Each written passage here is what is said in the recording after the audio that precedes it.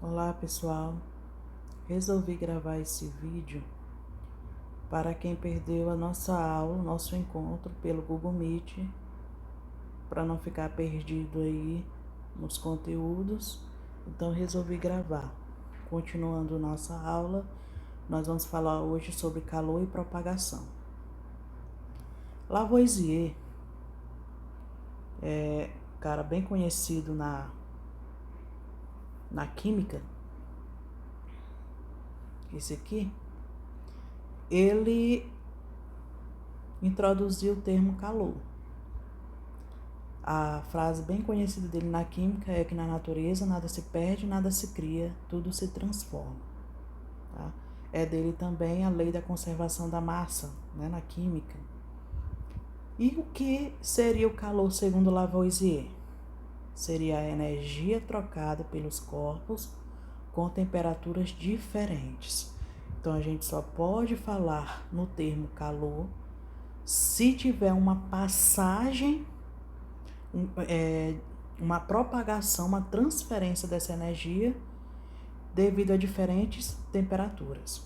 Nós temos aqui, para exemplificar, o corpo A e o corpo B. O corpo A, ele está a maior temperatura que o corpo B. Lembrando que a temperatura é medida com o grau de agitação das partículas. Quanto maior a agitação, maior a temperatura. Então aqui nós temos que as temperaturas estão mais agitadas do que no corpo B. Logo, a temperatura de A é maior do que B. Se esses dois corpos forem colocados em contato, vai ocorrer isso aqui, que é o calor. Essa seta representa o calor. Então, o calor é a troca dessa energia devido a uma diferença das temperaturas. Logo aqui, a agitação do corpo A diminui, porque essa energia que fez as moléculas se agitarem, ela vai ser transferida para o corpo B. Elas estavam a menor energia, ela recebe essa energia e o grau de agitação do corpo B sobe, aumenta. Essa troca de calor vai acontecer até que a temperatura dos dois corpos permaneçam a mesma, certo? Enquanto a temperatura não for a mesma dos corpos, ainda vai existir esse trânsito de calor. Então a gente não pode afirmar que o calor está contido em um corpo. Eu estou com calor. Não, porque o calor ele nunca está num corpo. O calor é justamente essa troca de energia devido a uma diferença de temperatura. Então, calor é a energia térmica em trânsito. Quando atingiu o equilíbrio térmico, pronto, parou o calor. Exemplificando, nós temos aqui dois corpos, água quente e água fria. Se forem jogados aqui no mesmo recipiente, o que acontece? Aqui o grau de agitação das moléculas é maior do que na água fria. E em contato vai ocorrer uma troca de calor entre essas moléculas. O calor, a energia das moléculas da água quente, ela vai ser dissipada, ela vai ser perdida, transferida para as moléculas da água fria. E essa troca acontece até ocorrer o equilíbrio térmico. Aí nós temos a água morna. No Sistema Internacional de Unidades, a unidade de calor é o Joule. Só que nós utilizamos mais a caloria. Uma caloria representa 4,18 Joule. Essa informação aqui, nós vamos trabalhar mais com questões envolvendo cálculo, o que não é agora. Por enquanto, eu vou apresentar apenas o contexto aí do calor. O calor ele pode ser sensível ou pode ser latente. Qual a diferença? O calor sensível ocorre uma variação de temperatura, mas não muda o estado físico. É quando você esquenta um leite ou uma água e ele permanece líquido. Estava líquido no início, permaneceu líquido no final. Não ocorreu uma mudança de estado físico. A água, ela não evaporou, certo? Aí nós temos essa formulazinha, Q é igual a M vezes o C vezes o ΔT. Q é o calor, M é a massa, C é o calor específico e ΔT é a mudança de temperatura. Era para ser o delta, né? Mas eu não tenho essa figura aqui no meu teclado. Também nós vamos utilizar essa fórmula quando a gente estiver trabalhando as questões envolvendo fórmula. O calor latente ocorre uma mudança de estado físico. Então, quando é que eu vou utilizar essa primeira fórmula? Quando ocorreu uma variação naquele material, mas não ocorreu a mudança de estado físico. Agora, se na questão disser que a água ela passou do estado líquido para o estado gasoso, a fórmula muda. É Q igual a M vezes o L. Q é o calor, M é a massa e o L é o calor latente. Vamos ver agora como ocorre essa propagação. Pode ser por condução, convecção ou radiação. Na condução, o calor se propaga por um material sólido. Isso é muito importante vocês entenderem. A condução ocorre por meio sólido. Quem é o principal condutor térmico? São os metais. Um exemplo é esse que eu coloquei aqui, uma barra de metal em contato com uma chama. Essa região, essa extremidade que está em contato com a chama, ela aquece primeiro, né? As moléculas elas agitam mais rapidamente porque estão em contato com essa chama, com esse calor. E o calor ele é propagado molécula a molécula, partícula a partícula, átomo a átomo, até toda a barra estar aquecida por igual. Tá? Um objeto que ele não transmite bem o calor, nós chamamos de isolante térmico. O exemplo é a madeira, o isopor e a borracha. Em países muito frios, que chegam a nevar em determinada época do ano, as casas elas possuem revestimento de madeira e de isopor, porque os dois eles não transmitem o calor. Como assim? Essas casas geralmente eles possuem aquecedores, mantendo o ambiente a maior temperatura do que o ambiente externo. A madeira ela não deixa o calor dissipar, se perder para o meio externo, mantendo sempre a casa aquecida. Esse exemplo aqui do meio, porque não é recomendável você manipular um alimento com colher de metal? Porque essa colher em contato com esse alimento quente, com o tempo toda ela vai ficar quente por igual. Então você corre o risco de se queimar. O correto é utilizar o quê? Uma colher com cabo de madeira, por exemplo, né? Já que a madeira ela é um isolante térmico. Vamos aqui para a convecção. O calor se propaga por massa líquida e gasosa. Na condução é através do meio sólido. Na convecção utiliza o quê? Líquido e gasoso. O exemplo é o aquecimento da água. Aqui nós temos uma água numa chaleira, em contato aqui com a chama. Essa água aqui mais embaixo, ela aquece mais rápido, justamente porque ela está mais próximo desse fogo. E o que é temperatura? Lembra? É o grau de agitação das partículas. Quanto mais essas partículas vibram, mais distantes elas ficam. E se elas se espalham, se elas ficam distantes, a densidade diminui. Então, vou fazer uma relação. Aumenta a temperatura, diminui a densidade. Diminuindo a densidade, a água quente ela vai subir, a água quente ela sobe. Enquanto essa água que está mais nessa região superior, por ela ainda não estar tão quente e ela estar a maior densidade, ela vai descer, formando aqui uma corrente. Nós chamamos de corrente de convecção. Se eu colocasse umas bolinhas de isopor dentro dessa água, a gente ia ver na prática como é que isso acontece. Então, aqui, exemplificando agora aqui, a água quente, ela está maior temperatura e menor densidade. Se está menor densidade, ela sobe. E a água fria, que está aqui em cima, ela está sobre maior densidade. Por quê? Porque ela está sobre menor temperatura, maior a densidade. Então, ela desce, formando aí uma corrente. Se eu perguntasse para vocês, por que em casas a gente instala o ar-condicionado na parte de cima e não embaixo? Justamente devido a essa explicação. Porque o ar frio, lembra que a corrente de convecção ocorre também em partes gasosas?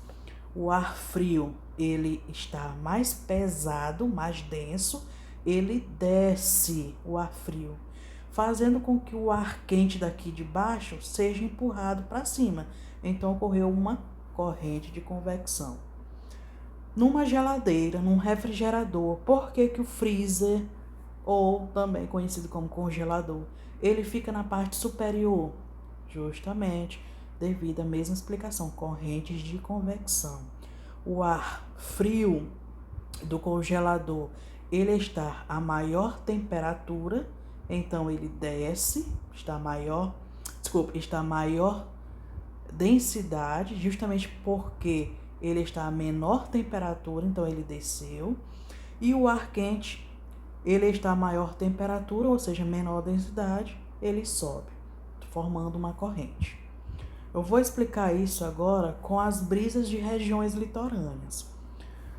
Bom, durante o dia, a temperatura aqui da areia da praia é maior, a temperatura aqui é maior do que a temperatura da água. Quem já foi na praia durante o dia, pisou ali descalço na areia, percebe que a terra está quente, enquanto que a água está bem gelada. Então, se a temperatura é maior na areia, a densidade do ar é menor. Se a densidade do ar é menor, o que acontece com o ar? Ele sobe. Se ele sobe, é como se ele sugasse para essa região onde o ar subiu, o ar que vem do mar. Então, nós temos uma corrente nesse sentido aqui, ó. Nós temos aqui uma brisa marítima. São brisas que vêm do mar, justamente porque a areia está muito quente e o ar dessa areia está subindo, fazendo com que as brisas venham no sentido do mar para a praia. Durante a noite é o inverso. A areia, ela está mais fria do que a água. Então, aqui a temperatura está maior, aqui a temperatura está menor. Se a temperatura aqui é maior, a densidade é menor, fazendo com que o ar suba. E aqui, devido a uma temperatura menor, a densidade é maior, fazendo com que o ar desça. Então, à noite, nós temos a corrente de convecção nesse sentido. O vento, ele vai da praia para o mar. É a chamada brisa terrestre. Se eu perguntasse para vocês, vamos pensar aqui um pouco. Por que é comum pescadores, jangadeiros, saírem à noite para pescar e só voltar pela manhã? Por que eles fazem isso? Vou responder aqui para vocês. Eles saem para pescar à noite justamente porque nessa jangada, nessas velas, eles aproveitam as correntes marítimas e essas brisas marítimas e terrestres para facilitar a vida deles. Então, como o vento ele está saindo da praia para o mar, é melhor ele sair à noite para pescar, certo? Já que o barco ele vai sendo empurrado por essas brisas. Já durante o dia ele está voltando. Por quê? Porque olha o sentido aí da brisa agora, que é a chamada brisa marítima. Entenderam?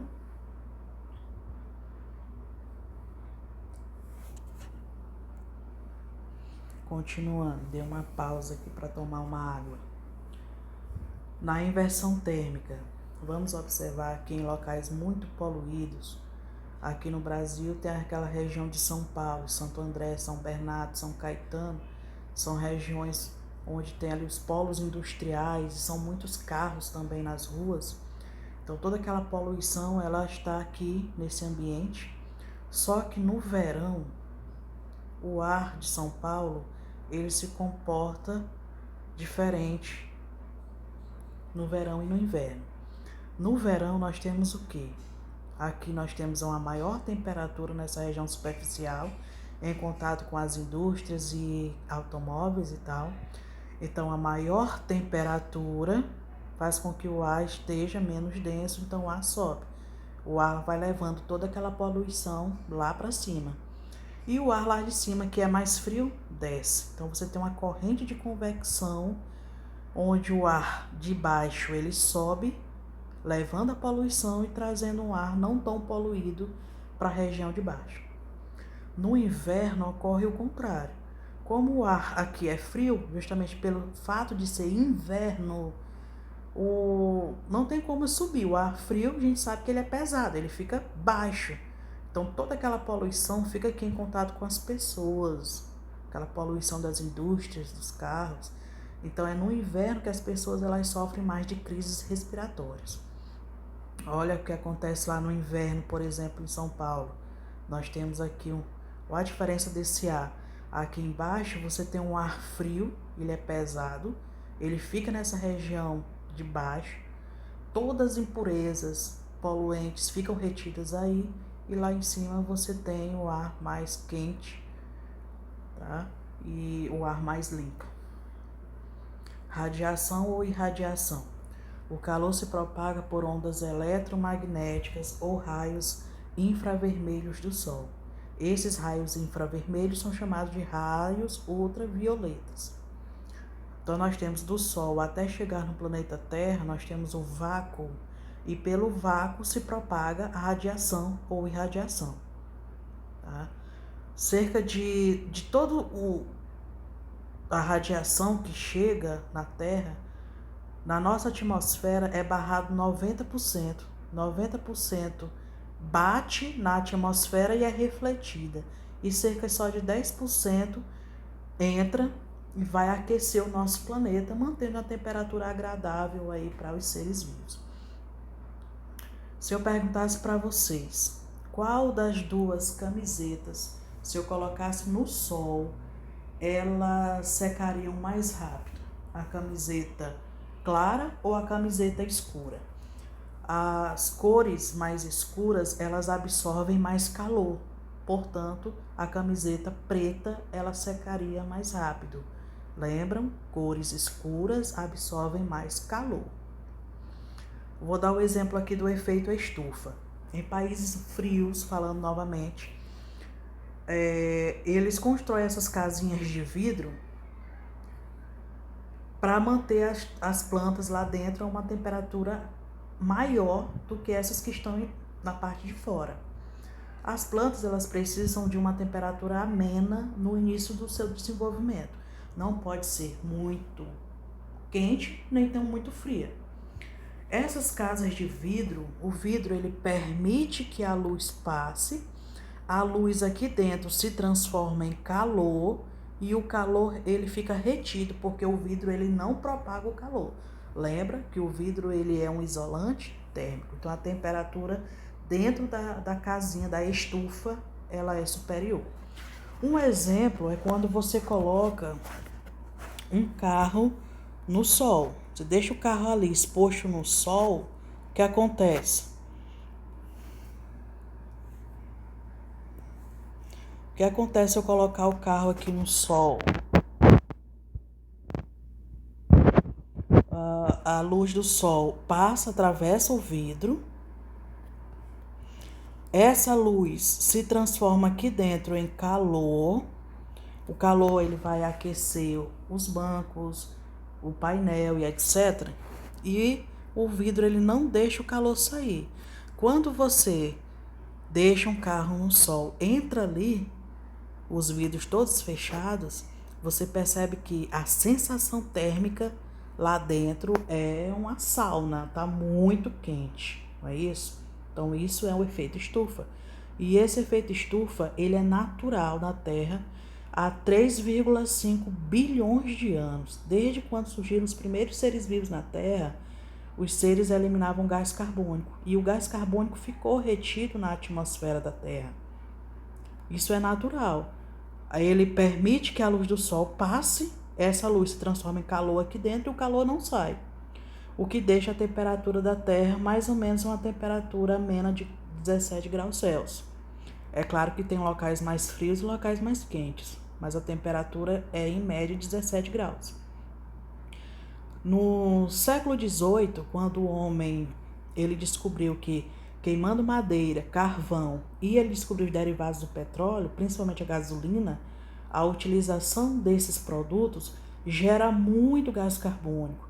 E esse gás carbônico, em grande quantidade, ele fica retido em torno do nosso planeta, fazendo com que o calor aqui dentro fique maior. Ele está se concentrando, né? Em outras palavras, ocorre um aumento desse calor. Consequentemente, isso leva a várias coisas, como derretimento do gelo, aumento do nível do mar, podendo levar, por exemplo, à formação de tsunamis. As florestas, em alguns pontos, elas estão entrando em combustão espontaneamente devido ao aumento da temperatura. As florestas espontaneamente elas queimam, levam a determinadas regiões a desertificação, mudanças climáticas como o fenômeno El Niño e a Laninha, animais que dependem de regiões frias para sobrevivência, ou eles estão migrando para outras regiões ou morrendo, agravamento aí de fatores relacionados à respiração e por aí vai. São N os fatores, as consequências do efeito estufa. Só um videozinho aí para resumir.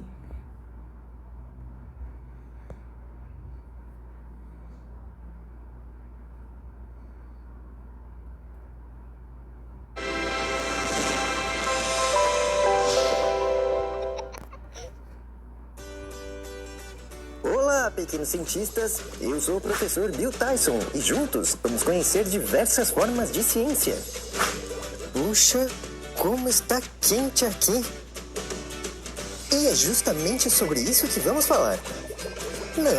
Não do calor no laboratório, mas o que é calor? Quando falamos em temperatura, nos referimos ao quanto as moléculas ficam agitadas. Não é bem esse tipo de agitação. Vou te mostrar. A molécula pode estar muito agitada ou pouco agitada. Quanto maior a agitação, maior a temperatura.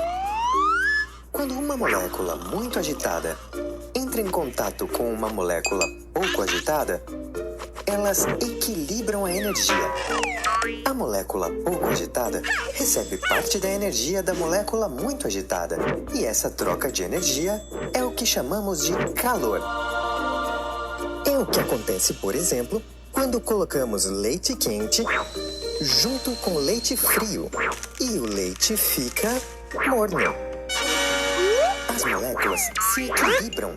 As que estavam muito agitadas ficaram um pouco menos, e as que tinham baixa agitação ficaram um pouco mais agitadas. É isso aí! A agitação resulta em calor! E é isso aí, galera. Eu também fiz a correção da atividade, viu? Depois vocês peguem com algum colega. E até o nosso próximo encontro. Tchau.